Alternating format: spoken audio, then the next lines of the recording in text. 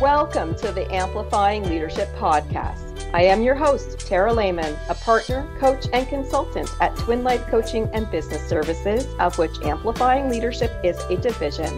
This podcast is a place dedicated to amplifying your leadership through our guest stories, tips, information, and more. To learn more about our leadership division, please visit us at amplifyingleadership.ca.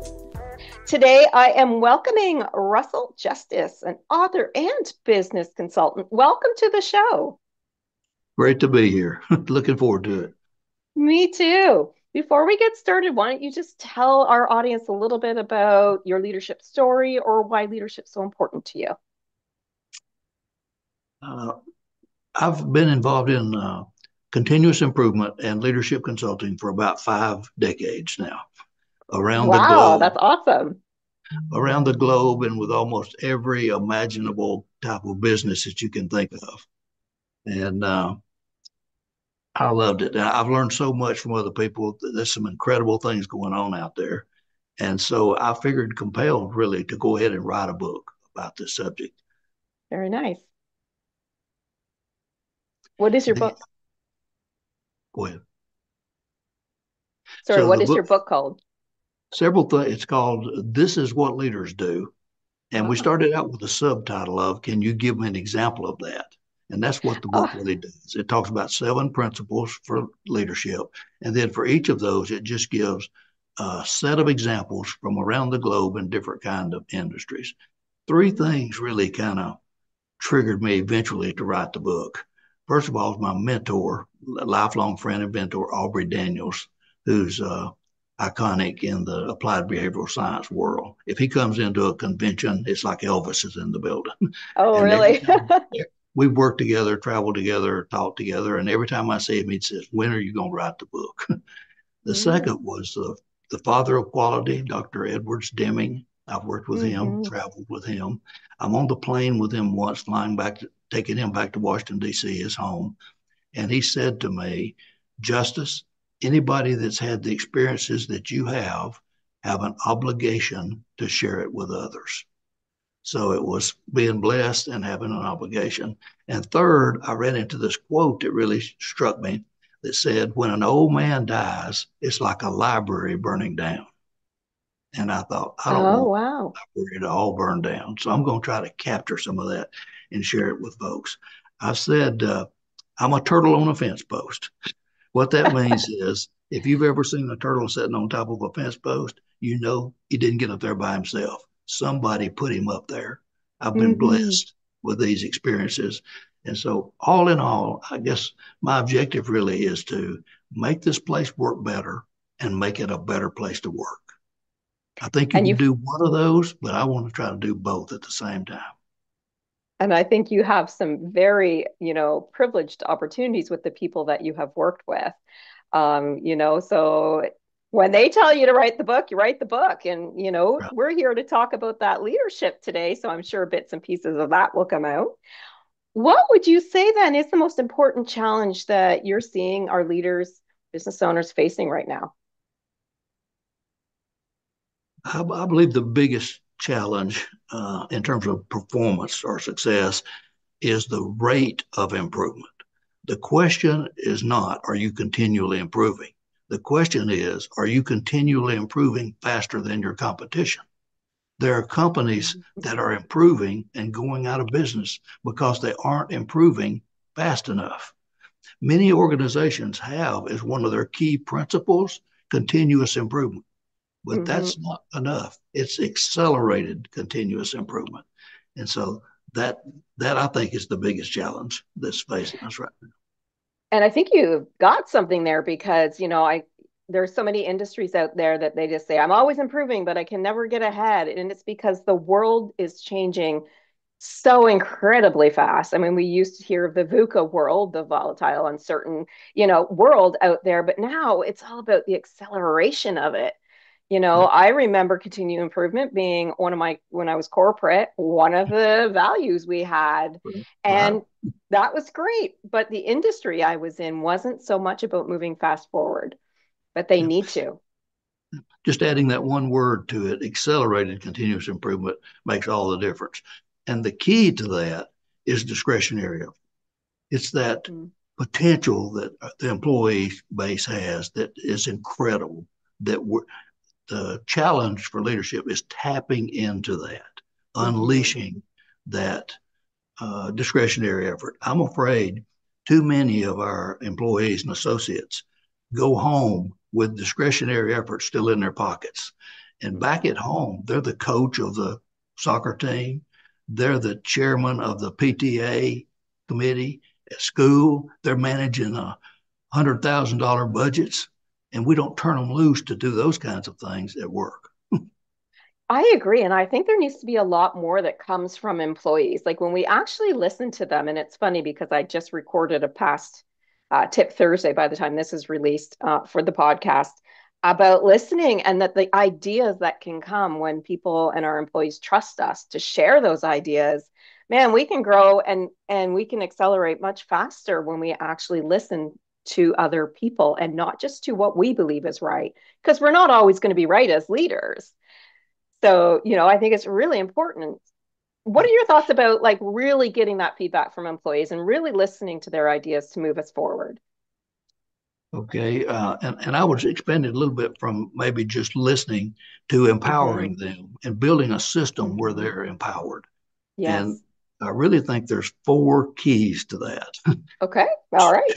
Two of those keys happen beforehand, and their focus, getting the organization focused. I mean, laser focused Mm-hmm. on the objective of what is the thing that's going to make us successful in the future. Second is aligning all of the associates with that focus. Mm-hmm. The example I like to use there is it's leadership's job to orchestrate improvement. They are not musicians; they are the conductor, and they have Mm-hmm. to I love stand that. up front, tap on the podium, and say, "Listen up. Here's the song we're going to play." Once you do that, then you unleash them to use their talents to play some beautiful music. Mm-hmm. Too many leaders are still trying to be musicians. But you've got to announce that song. What is the song we're going to play? So it's Mm-hmm. focus. And then alignment is linking everybody into that focus. Now, Yeah. we use the term, which I do not like, called buy in, or people bought Mm-hmm. in to this focus that we have. I don't like the term. My Okay. definition of buy in, I don't want somebody saying to me, "Yes, I'm bought into that. I think that's a really good focus. I believe that's what we ought to be doing." What I want people to do is say, "Here's what I'm going to do to help achieve that focus." That's buy-in. Once you Mm-hmm. announce what you're going to do, we call that linking in, and we have Oh, linking I in like that. ceremonies. Once we've announced the focus globally with the organization, we set up routine meetings where any team, any individual can come forward and say, "Here's what I'm going to do to help with this." And we celebrate that. Mm-hmm. So those are Yeah. the two up front things, I Mm-hmm. think. Is that okay there? Do you have any Yeah. questions on that? Or Yeah, I then, do have I actually have a comment as well. When I was in okay, my corporate world, what they would do is create what we call the vision. So I'm guessing focus or goal. And then the next level down would have to create their annual goals or challenge, bases off of that. Then the next level had to do it based on their managers, the next level, et cetera. So if, for example, the goal was to increase sales by 5% over last year, then the next level might be okay, well, then I have to tell all of the managers, this. And then the next level is all the sales managers need to know, and they need to create their goal based on that. And eventually we get down to the warehouse employees. And their goal might be to make sure that there's accuracy, shipping accuracy, because that affects sales. So yeah, everything would always link up. So I'm guessing you're saying similar things. yeah. I like to talk about the language that we use at different levels of the organization. It Mm-hmm. has to be that you have to translate into the local language also. And you just kind of, Absolutely. top management talks dollars. That's their They language. do. Middle management talks percentages usually. It's percent Mm-hmm. uptime, percent waste, things like that. Frontline counts things. How many Yeah. times did the machine go down? How many pounds of waste did we produce? How many doctor's appointments took too long today? It's Mm-hmm. a counting thing. And ultimately, we get down to that. Yeah, but it all links up, right? I mean, it doesn't matter who you are and what level. It's about that linking up so that everybody is going towards the ultimate Yeah. focus, ultimate vision, right? Yep. I think we've got time. I'll tell a story here. I'm working with the Yeah, CEO absolutely. of our company. The company's 25,000 people. Okay, wow. Over 300 buildings on site. I've gone into a building doing some work, come out and lost inside the factory. I don't know where I am. But the CEO is Toy Reed, is his name. I Hmm. went to corporate headquarters with him, and they said, "Here's what we're going to do this year. We're going to have a 5% cost reduction across the board." And so on the plane on the way back, I asked Mr. Reed, I said, "What are we going to do about this? We've already got some things in place. We've got sales revenue growth, customer satisfaction was our two." And I said, "And we're making progress on this. If we go back with this 5% cost, it's going to kill us." And he said, "Here's what I'm going to do. I'm going to go back and not mention this. And if you do, you're fired." He said, "My job is to shield my people from that type of thing." Hmm. He said, "We've got great plans in mind and we know what we're doing." Well, later, we had a meeting. We called all of our division leaders from around the world in, about 40 people, into this big Hmm. conference and asked each one of those division leaders to come up and tell us what they were going to do to help us. We had a couple of folks make business easy for our customers. That was our theme. Hmm. How can we make business easy for our customers? And how can we Hmm. bring sales revenue? Each one of those leaders came in with a chart, a graph, and we put up at the top of the wall, make business easy and sales revenue growth. And they had a chart and we stuck it on the wall and put a ribbon between that chart and the focus. We linked Okay. them in visually. Yeah. At the end of that day, Mr. Reed said something I'll never forget. He said, "When I go to corporate every year and tell them what we're going to do for the next year, I come back home and on the way home, I'm thinking, you must have lost your mind telling them you were going to do that. How are you going to do it?" He said, "Not tonight." He said, "I'm going to sleep like a baby tonight because I see right here on this wall exactly what we're going to do to make this happen." Excellent. Yeah, I love that tool too of just making it more visual for people, right? To truly understand how it links. Yep. So you said there were four. So we've got focus and we've got Okay. aligning. What's the other two? Focus and alignment, by the way, those two are the core principles of Hoshin Kanri, which is Hmm. the Japanese approach to leadership, if you're familiar with that. Yeah, Uh, yeah.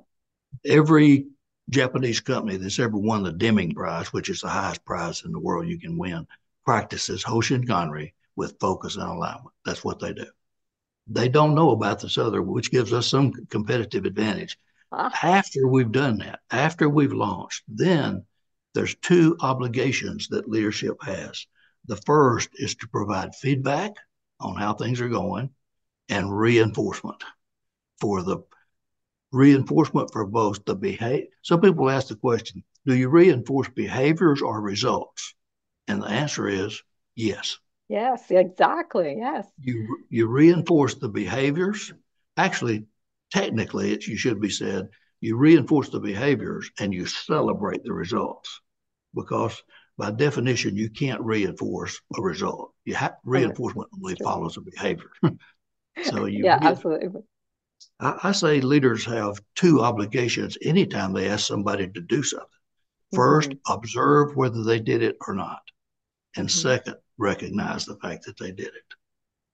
I love recognition. I think we all love it as humans. We want to hear things like you did a great job or thank you or some sort of praise or whatever that is. I think it's so important, especially if we want our employees to continue to feel comfortable sharing ideas or helping us meet those goals or those focus, right?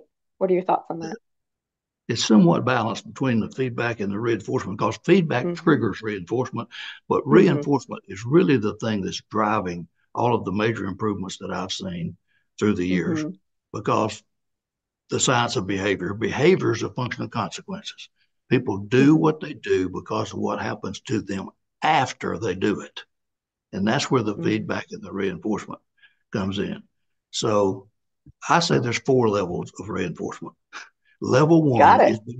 level one is being nice to somebody. It's like, hey, that's a nice looking Hmm. shirt you've got on today. Yep. Level two is catching somebody doing something right. where you see somebody and you say, man, that was impressive the way you handled that irate patient at the doctor's office today. I'm Mm-hmm. impressed. The third level is the level I'm working toward with the folks I'm leading. And it's a series of reinforcement over time. It's a planned action for how we're going to reinforce uh, over a long period of time, years, really. The fourth level really, actually, so you got level one, level two. The third level really should be called level 10 because it's many It's times way more up there. Yeah. than the fourth level really should be called level 0 or maybe -2. It's reinforcing someone non contingently or insincerely. It's like the leader who's been told they're supposed to reinforce folks. So at 2 o'clock on Tuesday, they have on their calendar, go out and reinforce somebody. And they Right. go out and Yes. walk around. They're creating fires everywhere they go, really. So it's those Yeah. four levels. And we have built an intricate reinforcement plan. Leaders, it's an awakening for them when they realize their job is to build reinforcement plans and then might trigger those, deliver the Hmm. reinforcement, make sure that it happens. Where do you see most leaders are on those four levels?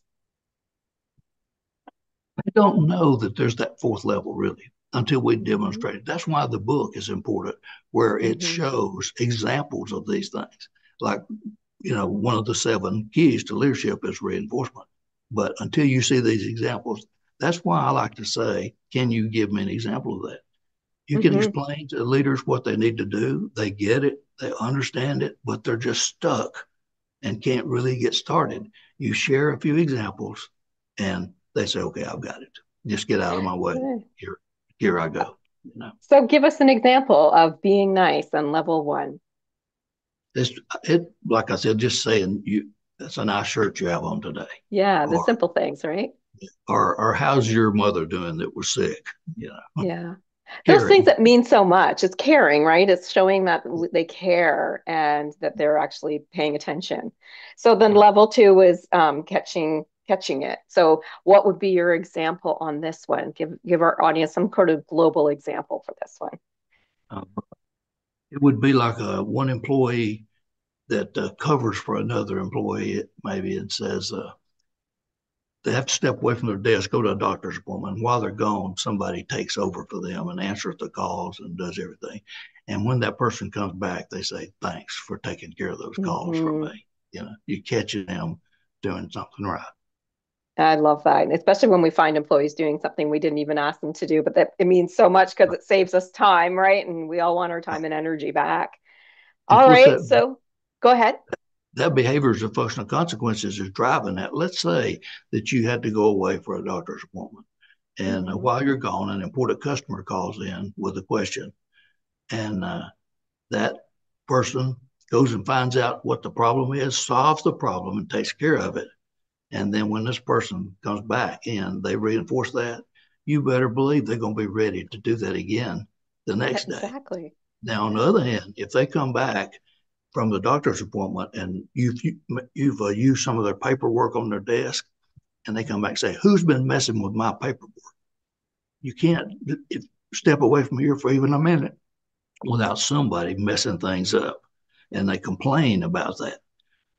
Then, if they've gone again to a doctor's appointment and the phone rings, what do you think that person's going to do? They're going to say, "I can't get it I'm right not now. touching it. Yeah, Yeah. right. Yeah, Yeah. not going to touch it."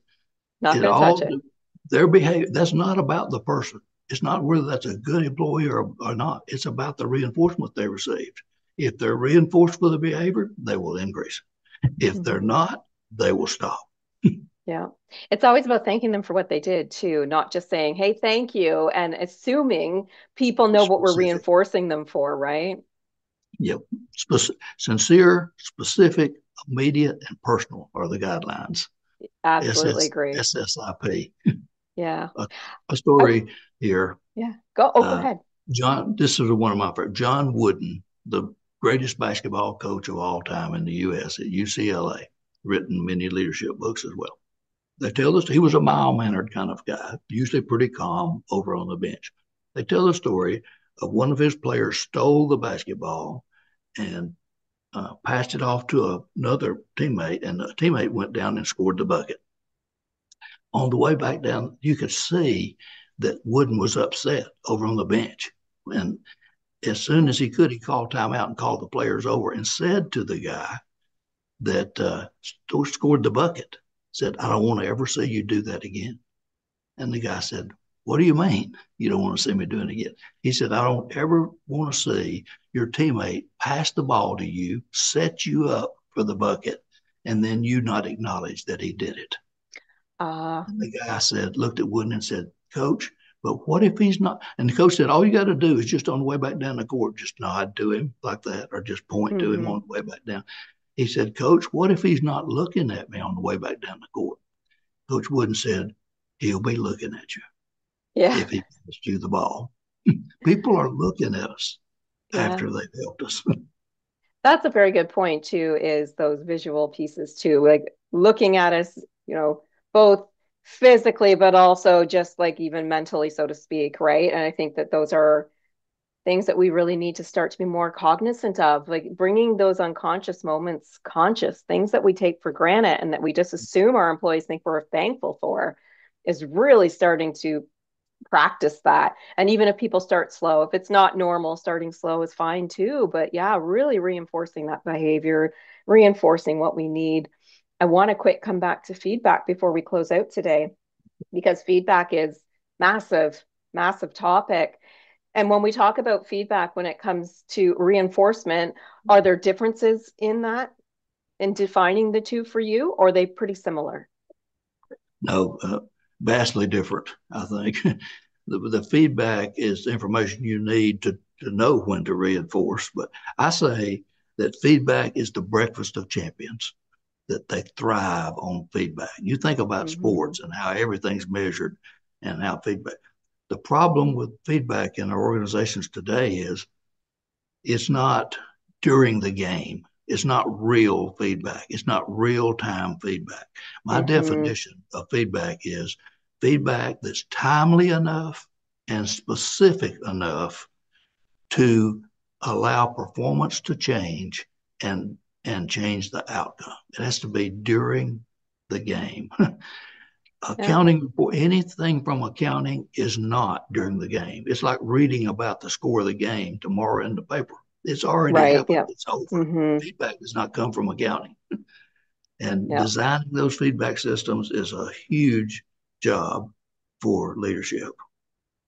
And since you're a quality person, JIT, or for those who don't know what JIT is, just in time, we need just in time feedback is what I'm hearing. I mean, we try, a lot of people try to do just in time, and sometimes it just can't happen for whatever reason, but you have to do it. You're right. Like it needs to be done to be effective right away. Or as soon as possible if right away is not possible for some reason, right? I mean, I think just in time feedback is so important. As much as possible, it needs to be event oriented. For Mm-hmm. example, we're loading trucks at Lowe's warehouses, and we're trying to load those trucks high and tight with a certain cube, and we Mm-hmm. measure in that cube, and we got a truck. Here's a warehouse with 100 docks going to 100 different stores, and each dock has a traffic light beside it, and Mm-hmm. that traffic light is red until the cube goal on that truck is met. Once the truck is loaded to the cube goal, the traffic light turns green Mm-hmm. immediately. That's the way that it should happen. In a American Greetings factory where they're making cards and wrapping Mm-hmm. paper, if a machine goes down, there's a traffic light beside it that turns red, and the employee has to record on a log sheet what time it went down, why it went down, and then once it gets started back up. So it happens Mm-hmm. immediately if possible. Yes, exactly. And that's what we like. We all like that. We all like to be reinforced. We all like to be praised. We like to hear thank yous, but we like to hear it when it means something to us. That's for sure. I want to ask you one last question as we sum up. So, in summary, if you had to say, give that audience something, as if you need to take something away, I really hope you take this. What would you say that is? I'd say you've got a new job, and Yeah. Well, it's really these four things we talked about. First of all, you've got to get focused. I insist in all organizations I work with, we have to have one focus. And managers hate doing it. They've been successful at doing everything. I say they get seduced by the latest thing that comes along instead of being faithful to the thing that they've already done. One thing Hmm. that kills that is annual goals. Yes. To me, it's ridiculous to choose something new to work on because the calendar flipped over. We've got something to work on, and we work on it until it's high and steady, is what I say. So that's the first thing. Hmm. They got to get the focus. Then they've got to link people in. They got to learn how to do that with these Hmm. linking in ceremonies. Make sure people understand we can't do this without you. We've got to have your help. And then the new jobs that many of them really have never taken on is designing these feedback systems and designing these reinforcement systems. That's a series of reinforcement for feedback, for example, just a quick one. So we've got Hmm. a factory that's got 500 mechanics working in this area, and they're trying to keep the machines running. Well, the way we do that, all the key machines are, we've got a racetrack, like a NASCAR racetrack, and Okay. the machines are race cars out on the track, literally a Yeah. 4 by 8 sheet of plywood with little race cars on it. Oh, I love it. If the machine goes down, it goes into pits. We actually go move it into the pits. And the mechanics have two jobs: get it back out as quick as they can and get it out so it doesn't come back again. Gotta love those visuals. On reinforcement, an idea there is if we're doing anything for weeks in a row, let's say we've had every order's been placed on time for a week, or no lost customers this week, or whatever, and Hmm. met our goal for so many weeks in a row. The second week that something like that happens, I like to go out and give a uh, double mint gum to everybody in the organization and say, we've done it 2 weeks in a row, and talk about how we did changes. It's 4 steps of celebrating. What did we Hmm. do? Why is it important? How did we do it? And thank you. So Hmm. double mint gum. The third week in a row, trident gum. 4 weeks in a row, Uh-huh. three musketeers. 4 weeks in a row. What would be four? Foursquare. You know the game Foursquare? I do. I've heard of it. I've never played it, but yes, yes. You stop what you're doing. You're not always giving people something. You stop what you're doing and you play Foursquare for Oh, I some love period. that. Five Yeah. weeks is a Fifth Avenue candy bar, or maybe just a high five for everybody. Right. I guarantee you, if you do that after the third week with Three Musketeers, people are going to be saying, "What's going to happen if we do it 4 weeks in a row?" And they will be Yeah. trying to make it happen 4 weeks in a row. They'll be Love giving that. their discretionary effort toward that goal. That's So, amazing. I love that idea. And it's so yeah, simple and so cheap for people who are worried about money. It doesn't cost hardly anything to do things like that. The high five, by the way, free. right. Right? People want to make that silly. Well, maybe it is, Make it but I'll tell you, it works. it And works. It's people enjoy for it. It humans. makes this place work, makes the place work better, and it makes it a better place to work. It's fun, and that's what's important. People don't always like to go to work and be head down, you know, all day every day. Let's have a little fun at work too. I love that example. Let me ask you this: if our audience wanted to learn more about you, find your book, or learn, be able to find you online, is there some place that they can go for that? Yes, they can get the book on Amazon Oh, uh, great. and some other places, and they can find me online at russelljustice.com. All right. And so everybody knows your first name is two S's and two L's for Russell. Right. Thank you so much for providing such a great conversation and insights today. I greatly appreciate it. Well, we'll see what listeners will do with that. What I Yes. want to do is see people actually using these things. You have time for two quick examples of what people are doing after reading the book. Sure. Yes. So one, the guy Steve Szilagyi used to be vice president of Lowe's warehousing around the world. He's retired from there. He works at AutoZone, I believe it is now. And so he bought 50 copies of the book, and he's going once a week. They do a chapter. They read one chapter, Mm. they meet and have lunch together, and you bring in your gem of the chapter. What's the most important thing you learned in this chapter? And you write it on the board. And if you do, you get a free lunch. and they Nice. discuss those. Once they get through all the steps, then they're going to start executing the plan. Another Excellent. one is a friend of mine, Rick Creechy. He's retired from American Greetings, and he's now mayor of his town. Well, he's reading the book with his department heads, and they're applying the 7 principles and the processes there to the police department, the fire department, the garbage collection. That really is reinforcing to me. That's my aim, for Hmm. people to be taking the book and going and using it to make a difference. And I think a lot of our audience is going to appreciate we all want to make a difference, right? So, great way to Yes. do it. All right, everybody, you can head over to Amazon for his book. We also want to thank, of course, our audience today. We hope you gained some valuable insights or tips from our conversation with Russell. If you enjoyed this episode, be sure to leave us a great rating too. It helps us and our guests like Russell reach even more leaders with these very helpful tips, information, and stories. We love helping other leaders grow and thrive. If this episode got you thinking, we would love for you to consider our brand new Amplifying Leadership Circle community. More information is found at amplifyingleadership.ca/community-info. Leadership is better when we do it together. For more information about all of our Amplifying Leadership services, please visit us anytime at amplifyingleadership.ca, a division of Twin Life Coaching and Business Services. Until next time, remember, leadership matters.